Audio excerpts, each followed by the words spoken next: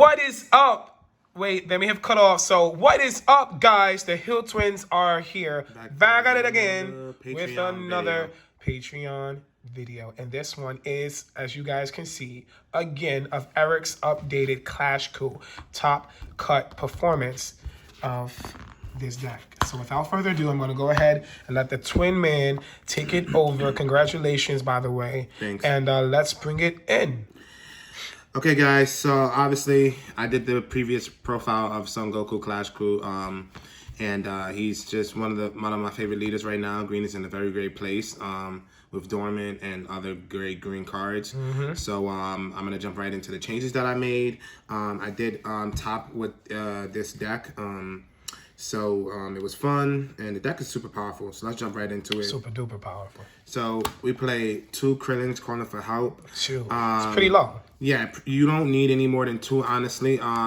Basically, if you see it in your hand when you first mully, you keep it. Otherwise, you can burst it out. And there's many ways to get it out. Even if it's in your hand, there's many different ways of getting it out, and you'll see in a deck.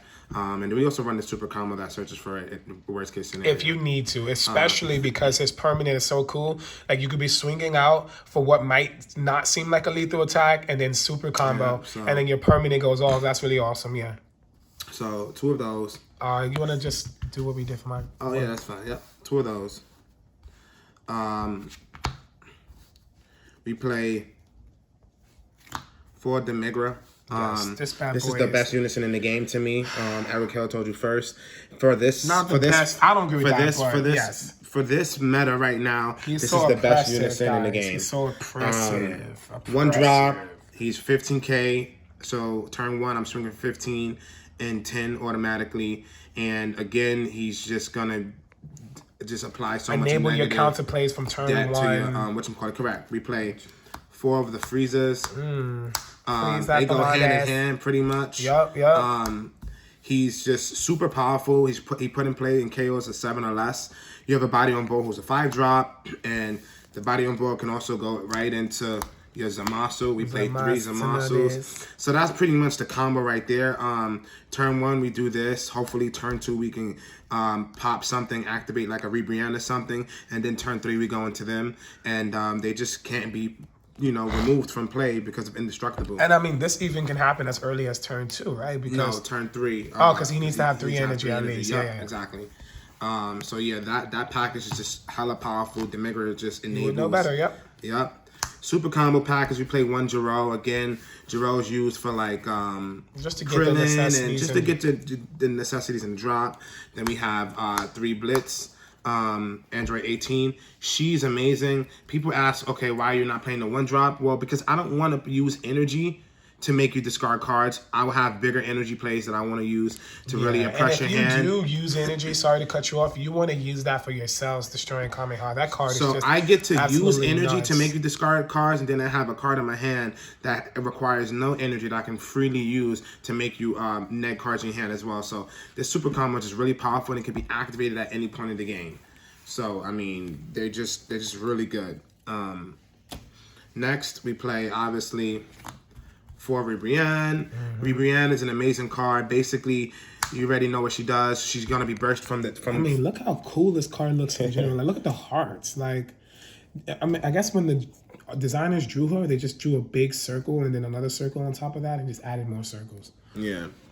I'm bursting. Guys, pick your Rebriannes back up because she is dropped. She's dropped now to $49, and people are giving deals for like $40. Or what have you, so that's really good. And she's definitely, if she's not gonna get banned, she's a good card. She's a card you want to keep. You're bursting. So you're here to that Patreon first. Yep, you're bursting with the leader, and you can also pitch her. You can fix your hand.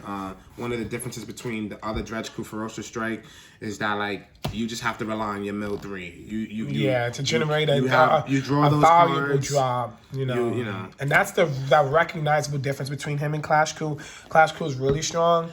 3 Great Ape Son Goku Saiyan Instincts. We only play 3 because, again, I'm bursting so much. So I'm bursting 2 and I'm drawing 2. So that's 4 cards off of the deck. And I just want to make sure that, I'm being mindful. I do play 60 cards in the deck. But like I said, majority of the times, my hand's pretty good, and I'm focusing on using the Rebriands and stuff. So Okay. Next, guys, we played 3 Krillin. Again, these are all dredge fodder. Krillin or is that Kamehameha Master Origins, Master Roshi, sorry. Again, these are all dredge fodder. Objective is to play from your drop, so all these cards can be used from your drop. You pay 1 green energy to pick up an extra card you remove from the Dorman, drop. DPU, bro. Just make people feel like they're playing against Hachiak, man. More 2 drops. This is one of the new additions, Zarbon Cosmic Elite. This card is absolutely amazing. For 1 energy, he can be put in play by discarding a green card, I believe, right? Yep. And when he's put in play, nothing happens. But he is a blocker, which is really great. He's a 2 drop, so he does fix my energy cost for Salzino.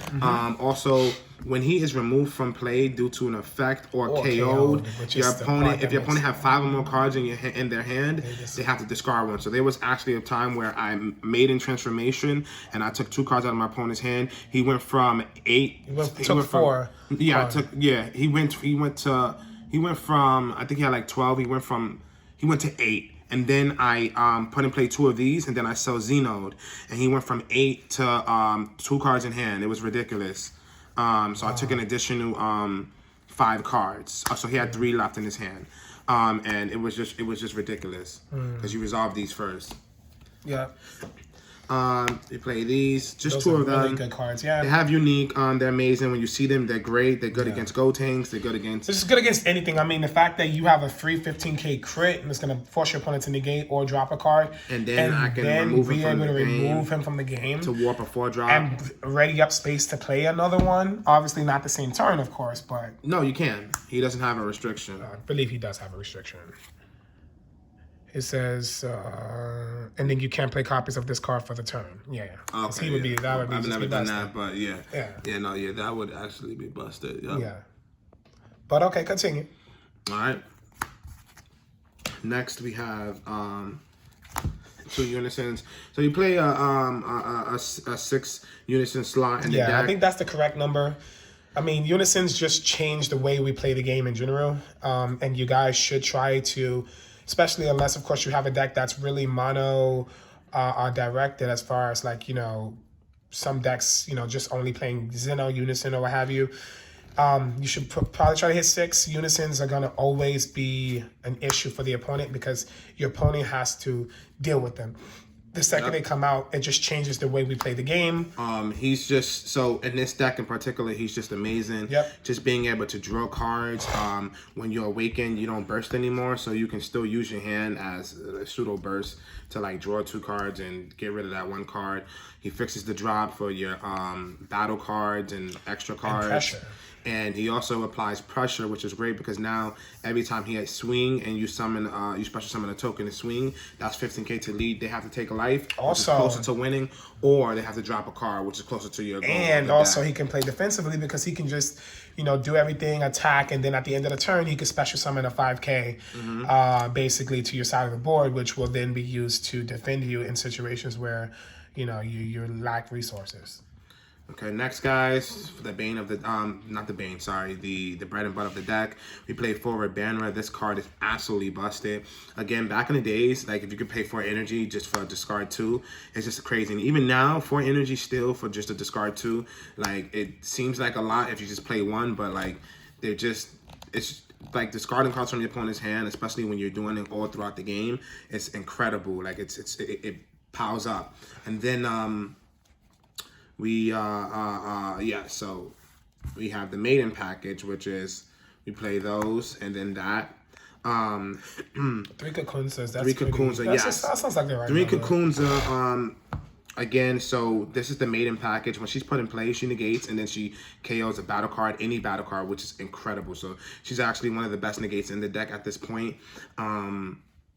And then we actually play Xeno and stuff, yeah. Yes, correct. And we play 3 maiden transformations. We only play 3. I have 4 in the deck, but I made some changes to the deck originally, and so 3 I felt was perfect because if it was in drop, I'd pick it up by turn 3 with the Roshi. And I think you only need to really resolve 1, unless of course your opponent's really, really resilient. You only really need to resolve 1 throughout the game. Yeah. I mean, they're gonna be losing so much due to Rebians, due to, you know, other cards that, you know, once you hit that first Maiden's transformation, game's already being wrapped up very shortly after. So correct. Other maiden that we do play, I'll move to the side real fast, is Zerloin. Zerloin, he doesn't get put in play from the package, but he's pretty cool, and I'll explain what he does. Again, you probably saw him in my previous list. If you didn't, when he's a 5-drop that when he's put in play, you can special summon 1 4-drop from your hand. So you can put in play him, make them discard 2 cards. Now you have a 30k beast stick on board, another 20k, and they discarded 2 cards. Also, when your opponent attacks with any card, you can KO him. When you do, your opponent cannot attack with battle cards. That effect has been super useful playing against a lot of different decks. And then when he's KO'd or removed from the field by a skill, you can special summon a 4-drop or lower from your drop and play it with a skills negated. And so that's just absolutely powerful. Just being able to he turns into 2 bodies no matter what. So I know you play 1. What if you mill him? Is that it? That he's just out of the game? I mean, why? Yeah, so the objective is to mill him. We don't really want to pay 5 for him. We play this card. 1 to save a hopeful future. So this was the 4th maiden.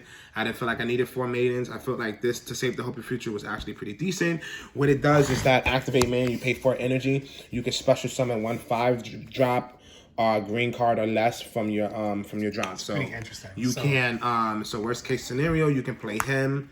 I mean, you can special summon 1 of him. You can special summon him. Anything. I mean, he just doesn't lock you to maidens. You can special summon Frieza. You can special summon Ribrianne. You can special summon anything, so it helps you. Okay, so I like that. You know, 3 maidens and then another card. A little bit weaker than maiden, but it has a lot more utility in the way that it can target more than just maidens. You could also special summon the Zamasos, which is pretty cool because now you special summon a 5-drop that can't be removed. So he's pretty strong. I like it. We play 1 and 1. Usually I want them both in the drop. I can pick this up with Roshi. So at the end of the day, it's like, it is what it is.